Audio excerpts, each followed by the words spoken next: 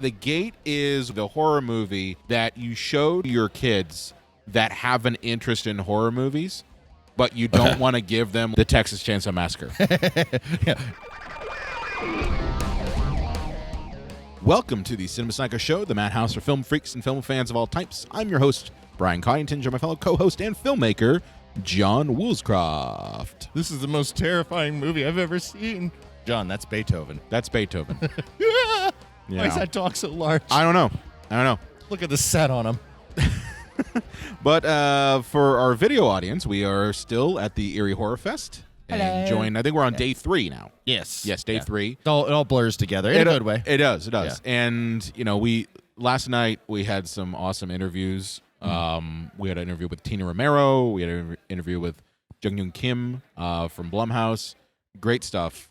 John, what were your thoughts on those interviews? It was like Jung Kim was like just so like chill, and like it devolved almost just kind of into like a personal conversation in like a cool way.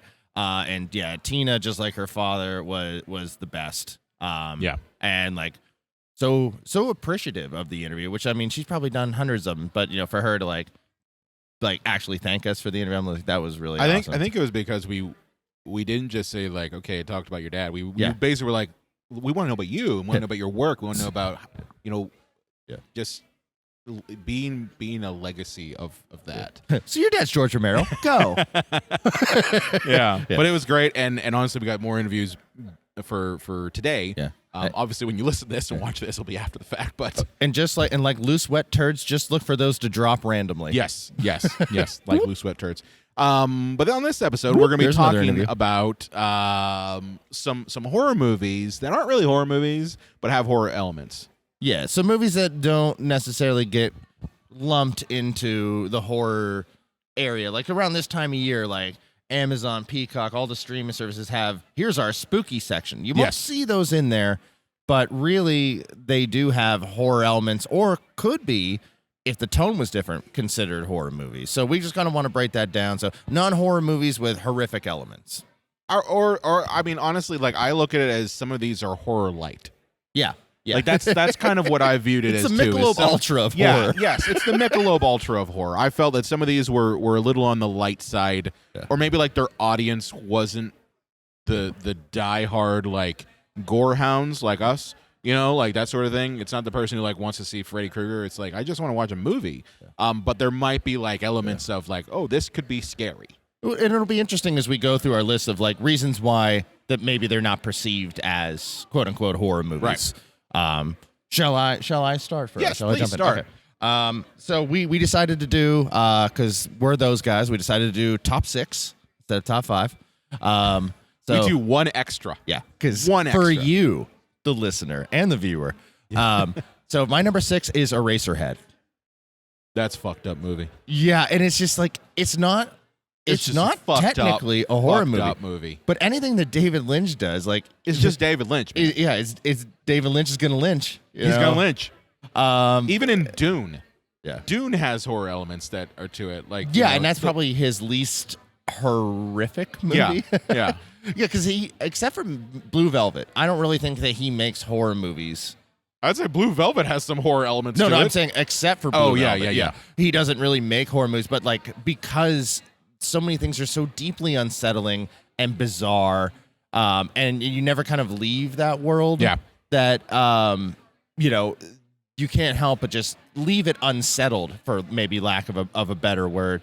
I saw somebody comment online on like Letterboxd or one of those things that the scene where the lady in Eraserhead, if for those that have seen it, she has this weird almost face that like looks like a bizarre fruit. She has these giant cheeks, and she's singing this song about being in heaven. And the guy said like it haunts him to this day, and he had to turn the movie off. He's just like, this is just too creepy and unsettling. I don't want it. I don't want it in my life. So, yeah, while not technically a horror movie, I would say that you're going to leave that movie unsettled, or at least going, what the hell was that? That's good. Yeah. That's a good one to kick off these movies that are, and it's just David Lynch, man. Like as you just said, like the man could take a Disney movie and make it really weird and terrifying. Well, he was the second choice to direct Return of the Jedi, and oh my dear God, I wish I could have seen that cut. Oh my, I'd love to see it. Just like an Ewok dancing like do do do do. Why is that Ewok dancing to Roy Orbison? You don't need to ask. Don't need to ask. Don't need to ask. All of a sudden, Luke's smoking cigarettes. Luke smoking cigarettes, drinking Pepsi Blue Ribbon. Yeah. You know. Now, my next two, I really think the reason that most people don't consider them horror is because they fall really into the sci-fi genre. Okay. And while something like Alien is very much horror sci-fi, nobody questioning that. Terminator, the original Terminator, I think is really overlooked as a horror movie. But tell me, the Terminator isn't a slasher. That he's Jason. It absolutely plays like a slasher. Yeah. He's this remorseless killer that won't stop until somebody's dead. But because he's a robot from the future, I think people don't look past the science fiction element to realize that this is absolutely a horror movie. Well, even if you go to like the end sequence in Terminator where he gets like blown up and he doesn't have the skin anymore. Yeah. He's just a walking exoskeleton that is trying to kill Sarah Connor, is trying everything in his power to kill her.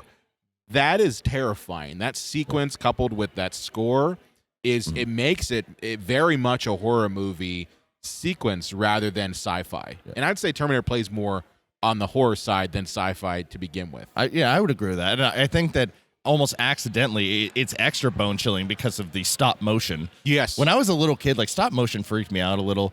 Like Ed 209 and RoboCop, like when he enters the boardroom, he hasn't done anything yet, but I'm like, the way he moved, I'm like, oh, well, I don't like that. It's the movement and then also that voice of you have 30 seconds to comply.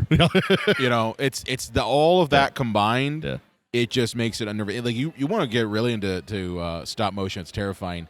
What the hell is it? Not Jason the Argonauts, but the other one with Harry Hamlin. Oh, I know what you're talking about. Talking about. Yeah. It's the story of Perseus. That one. Yeah, Clash of the Titans. There you go. That's it. Yeah. That's it. Thank you. It's still we just got here. My brain was, I had a hamster on a wheel in my brain trying to figure it out. Like Harry Hamlin, Greek mythology. Clash of the Titans. The people that are watching the video probably enjoyed watching me go. Just space off into nothing. Yeah, because I'm not editing that out. But yeah, like that stop motion there with Medusa is pretty fucking terrifying. Yeah.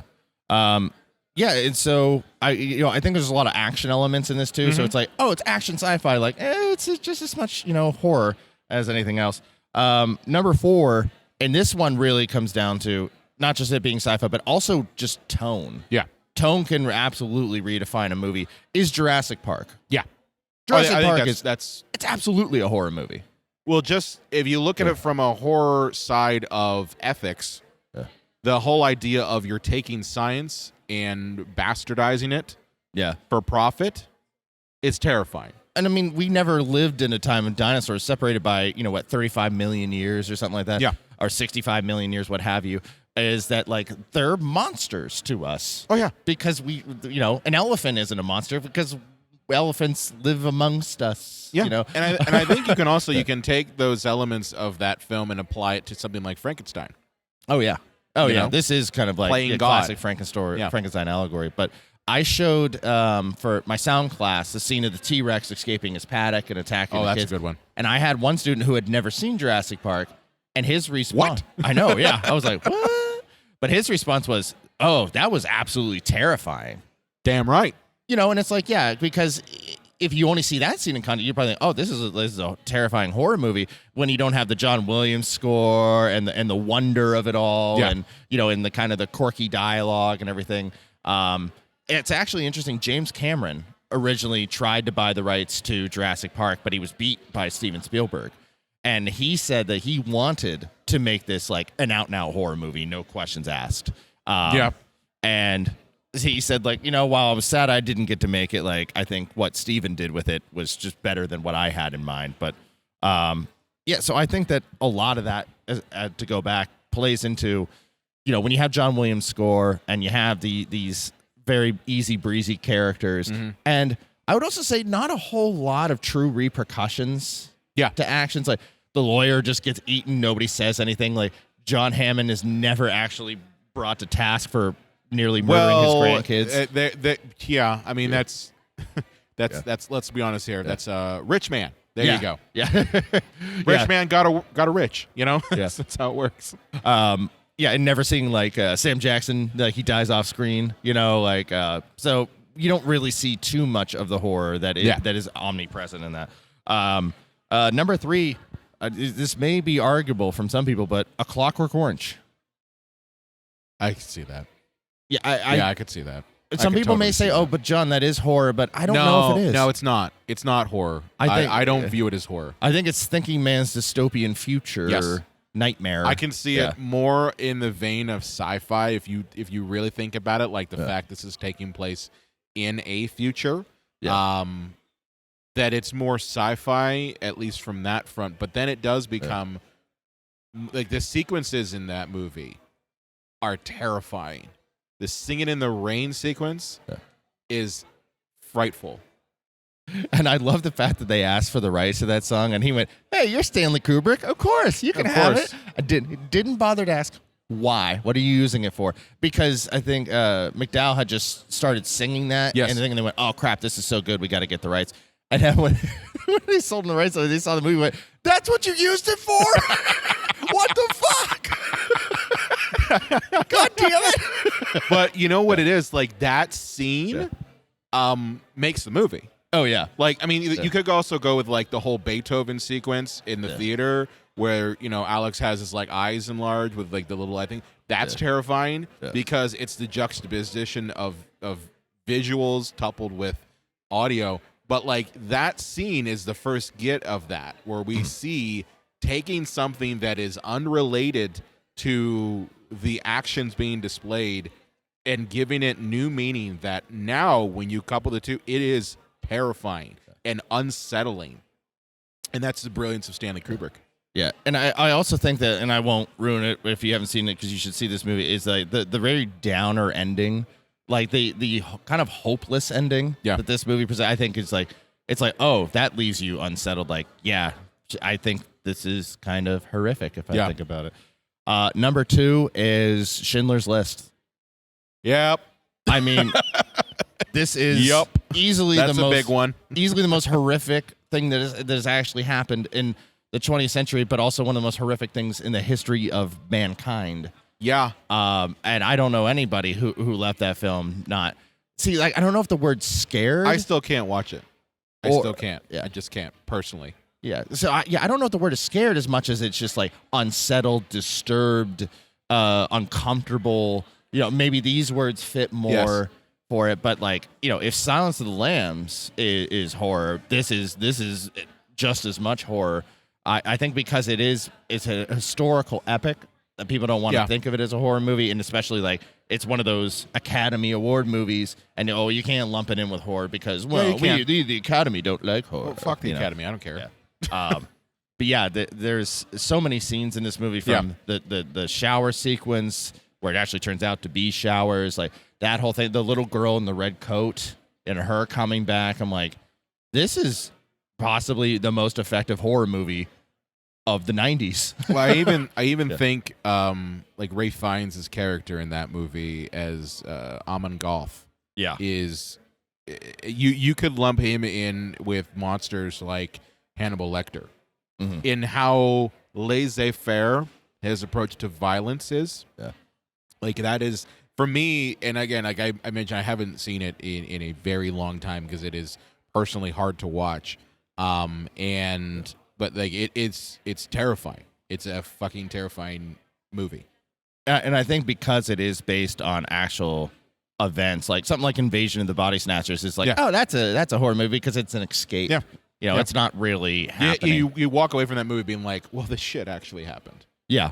Yeah. And probably 1,000 times worse than what we're seeing. And I don't think that even the most horrific parts of our history, I don't think we like to think of our own existence as horrific, even if it is the most horrific thing imaginable. But and last year, and this is kind of an odd one, but I'll explain, is Birth of a Nation. Oh, yeah. And my reasoning for that is the depiction. You're talking about, obviously, the original, because there is another one called Birth of a Nation. Right, yeah, the original. You're talking about the original. The depiction of African Americans in this movie, it ended up the racist stereotype of them continued on for years and years. And the way that African Americans were portrayed in film was because of this film. And even they showed this to the president at the time, and he went, "Yep, that's an accurate representation of what's going on out there." You know, and it's like, oh, it got the endorsement from the president that this is how the world works. And so the promulgation of racism that this film permeated throughout the annals of time for so many years, that to me makes it a horror film.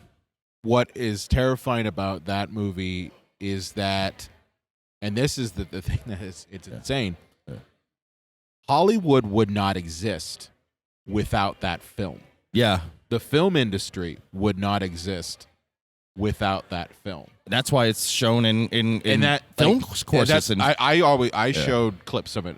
Yeah. And every time I had to teach, film history to some degree, and I show that movie, I have to say, like, listen, this is a movie that is important to talk about because of the fact that you would not have this industry. You would not have narrative films. You would not have feature-length films if it was not for this film. But this film is a repugnant, disgusting film. It's like showing the jazz singer and Lenny Riefenstahl movies. It's a disgusting film. Yeah, and we're going to talk about it for that. Or just talk about it from a historical perspective, and that's it. Yeah. Because honestly, this is a disgusting film. It should not be the thing that we point to and say, like, this is how Hollywood became. So, but that's a good one. Yeah, that's a really good list. Mine are not nearly as thoughtful. Well, we'll see. We'll see. So I don't have any sort of from 1 to 10 or anything like that. Everybody who listens probably knows. Yeah, I order. That's my OCD. I guess coming out, or as I like to call it, CDO, which is all the letters alphabetical as they should be. And Brian, he's more off the hip. I shoot from the hip. So number whatever it is. Number whatever. Coraline. Oh yeah, that was on my longer list. And I don't just say that because my daughter's name is Coraline, but I say that because like it presents itself as a kids movie because it's stop motion animation. Oh yeah, and you're just like, oh yeah, this is cute and it's adorable. It's about a girl who's like really doesn't like the fact she's moved. But like towards most of the movie and towards the end, it starts to turn into basically a die-in-the-wool horror movie. Yeah. Where you find out that the monster that is befriending Coraline really just wants to like cut out her eyeballs and turn her into a doll that lives within her black eyes. Yeah, with black soulless eyes. Yeah. And you're like, this is not a cute kids movie anymore. And I can imagine that like when Coraline came out, there were probably parents that were like, "Oh, we're gonna go see Coraline. It's a cute little movie, and it looks imaginative and that sort of thing." And then they went and saw it, and they're just like, "Oh my god!" Yeah. Well, like, it's scary. It's scary. I had no idea. I went with a couple of friends. I'm like, this is gonna be like one of those Pixar movies, Yeah. like it's gonna be cool stop motion. And after a little more than halfway in, I went, "What the fuck?" Yeah, like illustrate. She's this Belgrade or whatever the hell her name is. She's killing kids. She's got the ghosts of them living around her, and she's gonna do the same thing. She wants to chop out her eyeballs. So it's a fucking terrifying movie. I started looking around the theater to see if there were like little kids in there that were crying. I guarantee you they were. I think this is important though because like we grew up with those movies that kind of like fucked us up a little, but like in a good way in the long run. I hope there were like some kids that saw Coraline and went, "Yeah, that movie fucked me up in a good way." Yeah, yeah. But so that's one of them. Then I have The Witches. Oh yeah, which that one was one of those movies that fucked me up. Yeah, I was gonna say there we go. I saw that one in the early '90s when it came out, and that one again presents itself as like a kids movie. And even like the poster for The Witches, if you look at the poster for The Witches at the time, it doesn't show at all. No. It's like Angelica Houston with a big smile on her face. It's just Angelica Houston with a big smile on her face. So it doesn't even present itself like, this is fucking terrifying imagery. But the sequence where Angelica Houston has to tear off her face and all the other witches have to like unmask themselves, and you see that awesome makeup and you see what the witches really look like, and it's just terrifying. And then on top of that, like what they do to the main character, like they grab him, and at one point, like you've got these old nasty ass women grabbing a child, and like you don't know what the fuck they're gonna do. Mm-hmm. And of course, like it becomes like they turn him into a mouse, but like that sequence is terrifying. This at the sleepover separated the phony tough from the crazy brave. Yes, yeah, absolutely. If you can go through that sequence and be like, I'm fine, then you're cool in my book. But yeah, The Witches is definitely one that I think is presents itself as a kid's movie, but really is scary. Well, Roald Dahl was in World War II, and then I think like after that he was like, well, I'm gonna give some of my battle scars to kids and these stories I tell. He did a lot of that. Hop on, kids. You're in for a bumpy ride. Yeah. Now the next one I have is some would argue that this is more of a horror movie than some of the ones I've talked about. But I would argue that this is one that was pointed directly towards kids, and that's The Gate. The Gate. Did you ever see The Gate? I think I did many, many years ago, but I'm trying to even get an image of it in my head. The Gate is one that I think this should be the horror movie that you show to your kids that have an interest in horror movies, but you don't want to give them like the Texas Chainsaw Massacre. Dive right in, kids. Yeah, because The Gate is the story of a very, very young Stephen Dorff who basically opens up a gateway in his backyard to demons. Oh yes, Okay? yes. Yeah, and this is like if your idea was The Witches is the phony tough from the Crazy Brave. Yeah. Like this is what you watch after that once you've done the culling of people, because this is some scary shit. Like the little demon characters that you have that pop up, they're fucking scary. And the fact that this kid's friends all turn into demons and then he's just left by himself. And one of the scenes that I think is still like scary is the scene where the main demon comes up out of it, literally destroys Stephen Dorff's house and grabs him and puts an eyeball in his hand. Like you literally, he opens his hand and he's like, there's an eye right there. Yeah. So this one probably is more on the horror side than the others. But like when you look at the behind the scenes of this and you look at the intentions of the director specifically said he wanted to make a scary movie that was for kids. And I think a lot of times people too like, oh, it's not a horror movie if it's for the kids. Yeah, but no, it could absolutely. But this was directly for the kids. I think this came around the same time as like Monster Squad. So like there was a desire to make more PG or PG-13 horror, and like I always point to this type of movie as what you can do if you do want to make something that is less R-rated. Because a lot of people are like, oh well, fuck PG-13 horror, but I really think like if you take what The Gate does, and you apply that to say your PG-13 horror movie, that you get something that's successful. But yeah, The Gate is definitely one. Next on my list, I have the Hellboy series, but I'm specifically talking about the first and the second one. Oh, not the David Hayter. I haven't seen that one, so I can't say. But you don't need to. But like Hellboy that's your. I want a superhero movie, but I want it to be also some scary elements in it. Yeah, and I attribute that to Guillermo del Toro and his art direction and his visual style.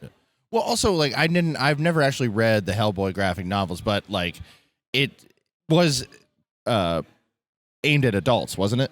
Like for the most part, like for the teenagers, most part. adults. I think it was Dark Horse. Yeah. Comics was the one that was behind that one. I might be wrong. Yeah. But I'm just shooting from the hip. That sounds right. Yeah. Yeah. Sounds like Todd McFarlane had his dirty little fingers in there somewhere. I don't know about that. Image or Vertigo. Image it might comics. be Vertigo or Image. Who knows? But yeah, like especially the Golden Army. Yeah. I saw that one in theaters, and like when they go into like the monster underworld and you see all these different characters, like you can tell that this is from someone who has an appreciation for monsters, especially Universal monsters. No. And I could see if you watch that, you're just like, I thought I was getting a normal superhero movie, and you get something that has a bit more depth to it. That has something that is, substantial. And now especially those scenes where, especially in the first one, when Hellboy becomes like the demon again, he's got the horns and shit. That's some scary shit there. Yeah. Yeah. Next on my list is one that absolutely is scary shit, and that's Seven. I might lean towards the 7. Might be straight horror. I don't think. I think it's more because it's like more crime. of a cop procedural. I think it's more of a procedural cop. Yeah. But Seven, it's fucking Fincher at his best. Yeah. It's absolutely Fincher. I mean, if you the kills that are done in it alone warrant appreciation as a horror movie. I mean, the man that had the sword on his cock and was forced to rape a woman with a sword blade. Like, I was like, wow. Or even this sloth is... guy. The sloth guy is one that always just hard to watch. Yeah. When they go and then they see that, it's like, oh my God. Yeah. I can't. And I really think that Seven is a precursor to the Saw movies.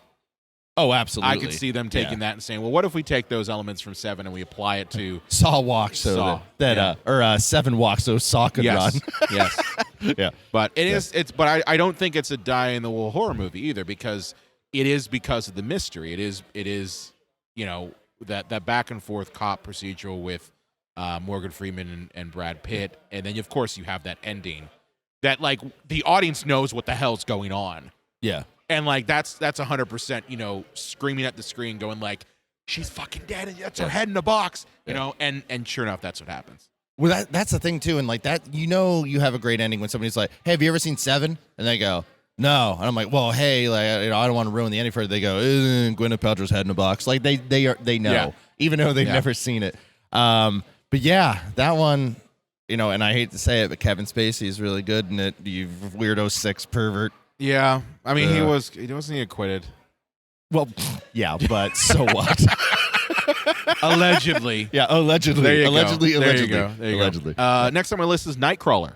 That was on mine. That was on my much longer list. Yeah. Yeah. Nightcrawler that's a great movie, and I think it's scary because the depths at which this character goes to get the shot is like, holy crap, I can't believe that he would go to that. So Nightcrawler is basically, this is how the news is made. That's how it's made. As if it bleeds, it leads. Well, Gyllenhaal too, as we learn as the movie goes on, is a die-in-the-wool sociopath. Oh yeah, absolutely. He's crazy. He's a nutty nut. And I think a lot of reasons that people don't see this one as an out-and-out horror movie, it's a slow burn. So it's kind of like a character study for the first 2/3 of it, and then at the end it's like, oh no, this is deeply unsettling psychopath who will take anyone out in his path of glory. Yes. Yeah. And then the last one I have on my list, and this is one that I've seen a lot of people bring up as a movie that is more horror than anything, but like I hadn't seen it for the longest time, and that is Possession. Oh, I'm trying to recall. Remind me. Possession's the one with Sam Neill and Isabella Adjani, and it's the one. Yes, you know what I'm talking about. I didn't. I just forgot that I actually watched that recently. I watched it recently too. and I hadn't seen it ever. But it's one of those ones that everybody like points to as like, this is fucking scary. Yeah. And I think I found that one terrifying because of the subtext. Mm-hmm. So the subtext of Possession, sorry to spoil it for you, is the destruction of a marriage. Yeah. So it's this director's take on the ending of a marriage, how that affects everybody, but it's just told with some fantastical elements of a demon of some sorts. But it's not like a demon / movie. Like it's not one of those. It's one of the metaphors. It absolutely is a metaphor. I'd say this is a good thinking man's quote unquote horror movie, if you want to call it that. But like I'm a product of a divorced family, so like I saw glimpses of this in this movie. So like I was like, I can relate a little bit to the tension that's going on in there. Yeah. Now obviously there's some moments in this that are truly terrifying. Isabella Adjani's subway sequence is one that's constantly brought up. Yeah. Where she starts freaking the fuck out. Yeah. And spilling milk and groceries and like at the same time like fucking whatever the hell is there. Yeah. Like it's an insane movie. I was the product of what should have been divorced for many, many years until like they just absolutely imploded by the time I was an adult. Yeah. And so like, yeah, I think that this movie hits me hard for that too. I wonder if like you were one of those lucky few who like grew up in a very like structured, loving two-parent Nope. chicken in the pot households. Like It was no talking. Yeah. That's what it was. It was a lot of no talking. Yeah, I wonder if like this movie hits as much as like, you know, like you as a father for Coraline, like I bet the whole scene of Gage getting hit in Pet Cemetery probably I can't watch that. Yeah, it's a lot harder for you than it is me. You know, I can't. Well, I mean, one, anything that happens to kids is always hard to watch. Yeah, You know, but I can't watch Pet Cemetery because it's too sad. Like it really is too sad. Yeah. You get that scene with Gage, and then on top of that, like what he has to do to Gage to stop him, and then on top of that, his wife comes back from the dead, and it's like it's just a sad fucking movie that I can't watch it. See, I don't even know if the cat was possessed by the sour ground or if sometimes cats are just dicks. Yeah. I mean, is this cat evil? Or is it just it's a cat? true. Sometimes cats are dicks. But just getting back to Possession, Yeah. I mean, it's a fucking emotionally draining movie to watch. But it's one that I think you can appreciate if you are someone who's come from a family where your parents are divorced. Yeah. Because you will see that manifested in a horror situation. But like the arguments back and forth that Sam Neill has with Isabella Adjani, and then on top of that, like just the weird things also, like the character that is supposed to be like the love interest of Sam Neill after she leaves him is Isabella Adjani in a wig with different contexts. Yeah. And like you could say like, why the hell would they do that? And it's because Sam Neill is viewing every woman he's involved with as his wife. It's like And Homer obsessed with Mo. Yeah, Hey, but that's what I mean. But what I'm saying is like that is something that you could apply and say like, what happens when your marriage goes to shit and you try to date somebody else? You end up kind of putting that vision on there because that you shared a life with them. Yeah. So like that's something that I saw a lot with this movie that is horrifying. Yeah. But yeah, that's my list. Very good list. Now, just to kind of wrap things up, do you think, just to ask a couple questions about certain types of movies. Sure. Do you think movies about abject sadness fall into the horror realm, like just by people being miserable? Like, here's an example. Yeah. Here's a stretch. Rabbit Hole, a Nicole Kidman movie. I didn't see that one. It's about a couple dealing with their son getting hit by a car, you know, and they're just their abject misery of and how they're trying to go through their lives without their son. Like, is that, could that be falling under horror, or is that just misery porn? Like misery porn. There's a lot of misery porn movies. I was gonna say like you've come up with a couple good T-shirt ideas, by the way. Misery porn. Yeah. There was one you had the other day that I was just like, that's a good T-shirt. Or like I'm Still Alice, which is you know about Alzheimer's. Like, is that a horror movie, or is that just sadness? I think in it the depends condition? on how it's presented. I really do. I think it depends on how it's presented.